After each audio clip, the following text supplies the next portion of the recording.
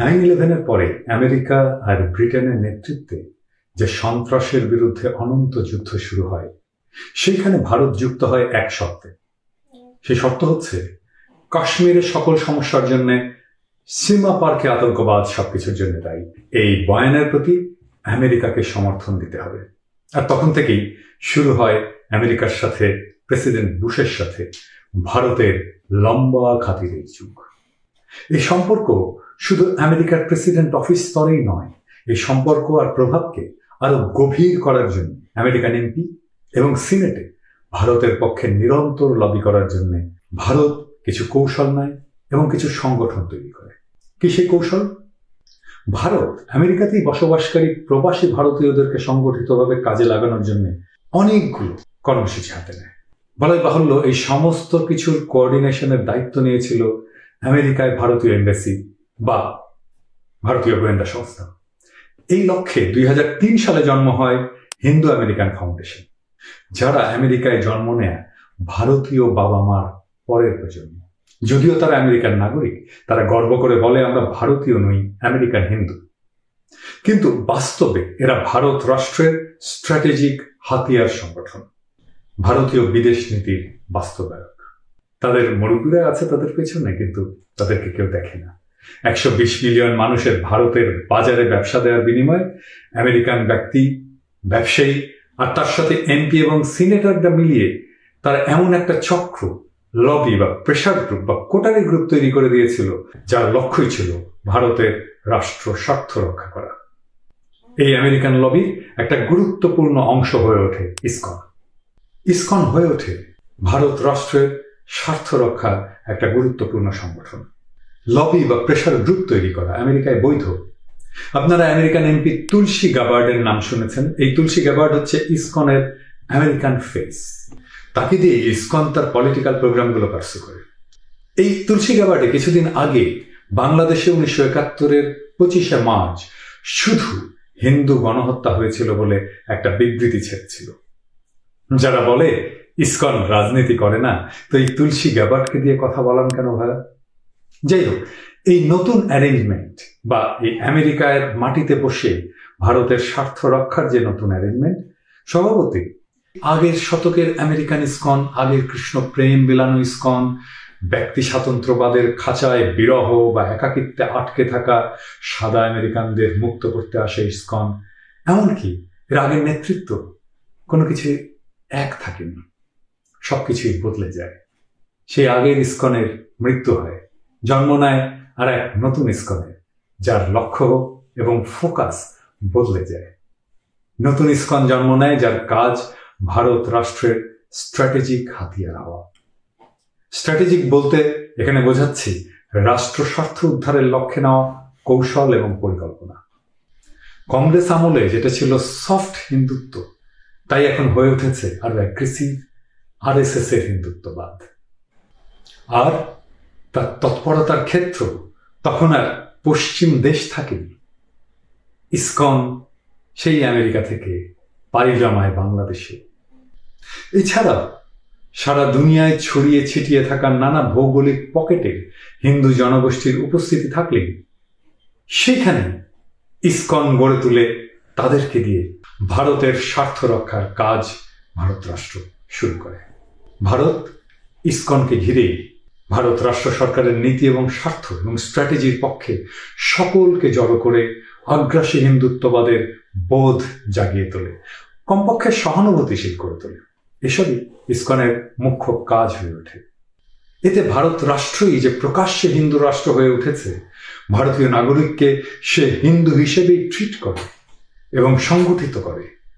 তার আশেপাশের অন্য কোনো দেশের হিন্দু থাকলেও তাকে হিন্দু হিসাবে ভারত রাষ্ট্রের পক্ষে অবলীলায় সামিল করতে থাকে। তাহলে ইসকনের কাজ আজকে মূলত তিনটা। ইসকনের মূল কাজ ধর্ম প্রচার নয়। 1 নম্বর কাজ ভারত রাষ্ট্র সরকারের নীতি ও স্বার্থ এবং স্ট্র্যাটেজির পক্ষে সকল হিন্দুকে জড়ো করা, আগ্রাসী হিন্দুত্ববাদের বোধ জাগিয়ে তোলা এবং আগ্রাসী হিন্দুত্ববাদের বোধ যাদের মধ্যে জাগাতে পারবে না তাদের কমপক্ষে ভারতের হিন্দুত্ববাদী রাজনীতির প্রতি সহানুভূতিশীল করে তোলা। এটা ঠিক যে কোনো রাষ্ট্র তার স্ট্র্যাটেজিক স্বার্থ বিষয়ক নানা সিদ্ধান্ত অবশ্যই নেবে, আমাদের তাতে না করার কিছুই নেই। আর বলাই বাহুল্য, এই সিদ্ধান্ত আমাদের রাষ্ট্র স্বার্থের বিরুদ্ধেই যাবে, কারণ রাষ্ট্র মানেই স্বার্থ। কিন্তু যেটা গুরুত্বপূর্ণ তা হলো অন্য রাষ্ট্রের যে সিদ্ধান্ত যা আমাদের নিজ রাষ্ট্রের জন্য ক্ষতিকর, তা প্রত্যাখ্যান এবং প্রতিরোধ করতে সক্ষম হতেই হবে। এই কারণেই ভারত রাষ্ট্রের স্বার্থ রক্ষাকারী ইসকন বাংলাদেশের রাষ্ট্র স্বার্থের বিরোধী। বাংলাদেশের কোনো নাগরিক সে সংগঠনে যুক্ত থাকতে পারেন না। এটা ন্যায় অন্যায় বিষয় কিছু নয়, এটা রাষ্ট্র স্বার্থের বিষয়।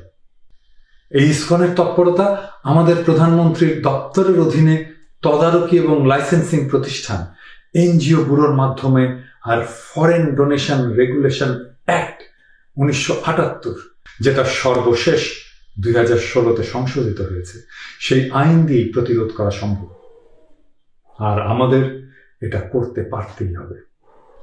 সবচেয়ে যেটা গুরুত্বপূর্ণ কথা, যেটা আমাদের সকলকে মনে রাখতে হবে, এমনকি হিন্দু সম্প্রদায়কেও মনে রাখতে হবে, সেটা হচ্ছে ভিন্ন রাষ্ট্রের স্ট্র্যাটেজিক প্রতিষ্ঠানকে আমরা আমাদের দেশে তৎপরতা চালাতে দিতে পারি না। বিদেশি এনজিও হিসেবে তো আরো নয়, তা আবার ধর্মপ্রচারের উছিলায়। এবার আসলে ইসকনের কি আসলে বাংলাদেশে দরকার আছে? এই প্রশ্নের উত্তরের জন্য আমাদের আগে দেখতে হবে আমেরিকায় কেন ইসকন জন্ম নিল। আমাদের মনে রাখতে হবে আমেরিকায় গিয়ে ইসকন জন্ম নিতে পেরেছিল মূলত একাকিত্বের আমেরিকান সমাজের শূন্যতার হাহাকার পূরণের জন্য। তাহলে ঠিক এই কারণেই বাংলাদেশ তার কাম্যভূমি হতেই পারে না, কারণ বাংলাদেশ পশ্চিম দেশ নয়। পশ্চিমে স্পিরিচুয়ালিটির ভ্যাকুয়াম আছে, বাংলাদেশে স্পিরিচুয়ালিটির ভ্যাকুয়াম নাই।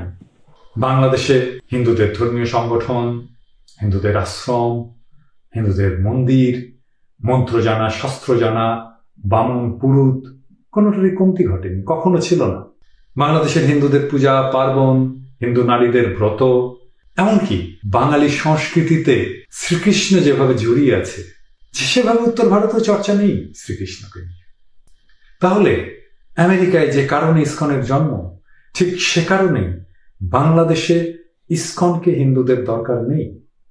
তাহলে ইসকনের জন্ম বাংলাদেশে কেন হলো? কারণ ওই যে আগেই বলেছি, ইসকন ভারত রাষ্ট্রের স্ট্র্যাটেজিক হাতিয়ার হিসেবে পুনর্গঠিত হওয়ার পর থেকেই বাংলাদেশে ভারতের রাষ্ট্রীয় প্রভাব বিস্তারের জন্য এর জন্ম দেওয়ার প্রয়োজন দেখা দিয়েছে। তাই অন্তত এই একটা কারণে বাংলাদেশের সরকার ইসকনকে বিদেশি এনজিও হিসেবে এনজিও ব্যুরো থেকে রেজিস্ট্রেশন দিতে পারে না। ইসকন আসলে ধর্মীয় নয়, ভারত রাষ্ট্রের হাতিয়ার রাজনৈতিক সংগঠন। আবার কোন ধর্মীয় অথবা রাজনৈতিক প্রতিষ্ঠানকে এনজিও ব্যুরো রেজিস্ট্রেশন দেওয়া হারাম, কারণ এটা রাষ্ট্র স্বার্থ বিরোধী বলে নিষিদ্ধ। একটা এনজিও কেবল রিলিফ বিতরণের কাজ, দাতব্য কাজ করতে পারে, সেজন্য অনুমতি পেতে পারে, ধর্ম প্রচারের জন্য সে অনুমতি পেতে পারে না। বাংলাদেশে ভারত বিরোধী মনোভাব বাড়ছে। ভারত সরকারের আমাদের সরকারের উপরে সবখানে প্রভাব বিস্তারের বিরোধী এমন মনোভাব প্রচন্ডভাবে বাড়ছে। এ নিয়ে আমাদের সমাজের কোনো পক্ষের মধ্যে দ্বিমত পাওয়া যাবে না। তবে দ্বিমত হতে পারে এর মাত্রা নিয়ে। সরকারি পক্ষের হলে হয়তো কেউ বলবেন ভারতের প্রভাব অনেক কম বা স্বাভাবিক, অন্যদিকে অন্যরা বলবেন ভারতের প্রভাব চরম বা সীমাহীন, অসহ্য বা অনাকাঙ্ক্ষিত ইত্যাদি।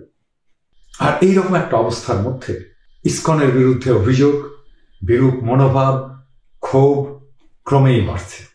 ইসকনও পায়ে পাড়া দিয়ে ঝগড়া বাঁধাতে চাইছে, এটা এমন অ্যাগ্রেসিভ। ইসকন সবার সামনে প্রথম চোখে পড়া শুরু করে 2016 সালে সিলেটের একটা সংঘাত থেকে। আর কিছুদিন আগে চট্টগ্রাম শহরের সরকারি স্কুলগুলোতে প্রসাদ খাইয়ে কৃষ্ণ নাম গাওয়ার ভিডিও ফেসবুকে প্রকাশ হয়ে পড়া থেকে। বাংলাদেশের আইনে ইসকনের মতো ধর্মীয় সংগঠনের তৎপরতা, বিদেশি অর্থ নিয়ে আসা এবং বিতরণের অনুমোদন জোগাড় করা খুবই কঠিন, বিশেষ করে ফরেন ডোনেশন রেগুলেশন অ্যাক্ট 2016-র কারণে। এই আইনে বিদেশি স্বার্থ প্রতিফলিত হয় এমন তৎপরতার উপরে সরকারের কড়া নিয়ন্ত্রণ এবং নজরদারি থাকে সেই জন্য। এছাড়া বাংলাদেশের আইনে বিদেশি ধর্মীয় এনজিও প্রতিষ্ঠানের বাংলাদেশে কোনো ধর্মীয় তৎপরতা চালানোটাই প্রায় অসম্ভব। আইন এমনভাবে করা যেন তারা কোনোভাবে ধর্মান্তকরণ করার কাজ করতে না পারে। ইসকন তো কৃষ্ণ প্রেম বেলাচ্ছে না, সে ভারত রাষ্ট্রের স্ট্র্যাটেজি